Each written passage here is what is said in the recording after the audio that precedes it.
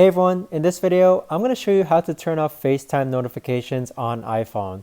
So this video is going to be particularly useful for individuals who no longer want to see FaceTime notifications on their iPhone. How do you actually turn it off? Either way, this video is also going to be short, sweet, and simple, guys. There's not going to be a lot of steps involved.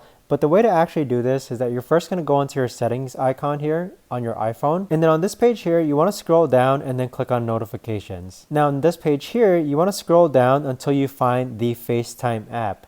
So FaceTime is this green and white icon here. So click on FaceTime. Now this is the really important step, guys. You'll see that next to allow notifications, you have this green toggle button.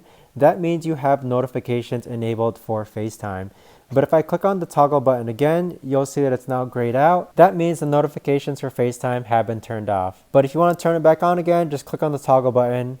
And that right there, guys, is the best and easiest way that I know of to actually go ahead and turn off notifications for FaceTime on your iPhone. But if you guys know of a better or easier way to actually do this, let me know in the comments down below. I would love to know. But thanks so much for watching, everyone, and I'll see you guys all in the next video.